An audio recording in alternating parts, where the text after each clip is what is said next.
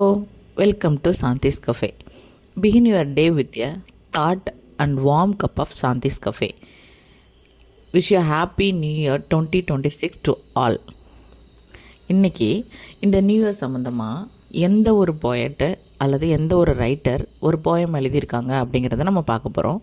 Which poet wrote the line ring out the old ring in the new? Option A William Wordsworth, option B Albert Lord Tennyson, option C Robert Browning, option D Matthew Arnold. The correct answer is option B Albert Lord Denison. Albert Lord Denison in memoriam அப்படிங்கிற ஒரு போயமை எழுதியிருக்காங்க. அந்த போயமில் உள்ள ஒரு பாட்டு தான் ring out wild bells அப்படிங்கிற ஒரு பாட்டு. இதில் தான் இந்த லைன் வந்து மென்ஷன் பண்ணியிருக்காங்க, ring out the old ring in the new.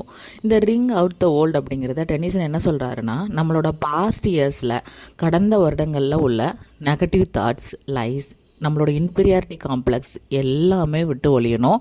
அதாவது நம்மளோட நிலைமைக்கு எடுத்துக்கிட்டோன்னா 2025 வந்து நமக்கு நிறைய கஷ்டங்கள் இருக்கும், நிறைய நெகட்டிவ் தாட்ஸ் வந்திருக்கும், நிறைய ஃபெயிலியர்ஸ் இருந்திருக்கும். அது எல்லாத்தையும் மறந்துட்டு ரிங் இன் த நியூ புது வருஷமான இந்த 2026 நிறைய நியூ பிகினிங்கோட ஒரு ஹோப்போட நம்மளோட ஆம்பிஷனை நோக்கி அச்சீவ்மெண்ட் பண்ணுறதுக்கு நம்ம வந்து புது வருஷத்தில் வந்து ஸ்டார்ட் பண்ணணும் அப்படிங்கிறத டெனிசனோட இந்த லைன்ஸ்லேருந்து நம்ம வந்து எடுத்துக்கலாம். அடுத்ததாக இவர் தான் வந்து ஆல்பர்ட் லார்ட் டெனிசன். இவர் யாருன்னு பார்த்தீங்கன்னா 1809 பிறந்து 1892 இறந்த ஒரு விக்டோரியன் ரைட்டர். விக்டோரியன் ரைட்டர்னு நம்ம யாரை சொல்லுவோன்னா, யார் வந்து குயின் விக்டோரியா பீரியடில் வந்து எழுதினாங்களோ அவங்கள தான் நம்ம வந்து விக்டோரியன் ரைட்டர்ஸ்ன்னு சொல்லி சொல்லுவோம். 1837 1901 வரைக்கும் குயின் விக்டோரியா வந்து ஆட்சிக்கு வராங்க. அந்த குயின் விக்டோரியாவோட ஆட்சி காலத்தில் வாழ்ந்த ரைட்டர்ஸ்லாம் வந்து விக்டோரியன் ரைட்டர்ஸ்னு சொல்லி சொல்லுவோம் இல்லையா? அது மாதிரி ஆல்பர்ட் லார்ட் டெனிசன் வந்து ஒரு விக்டோரியன் ரைட்டர். இன் மெமோரியம் அப்படிங்கிற போயமை வந்து 1850 வந்து ஒரு பப்ளிஷ் பண்ணியிருக்காரு.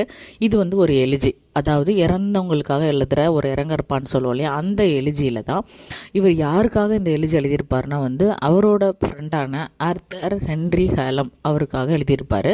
அவரோட ஃப்ரெண்டு 1833 இறந்துருப்பாங்க. அவங்களோட ஞாபகமாக எழுதுகிற போயம் தான் இன் மெமோரியம். Okay, thank you.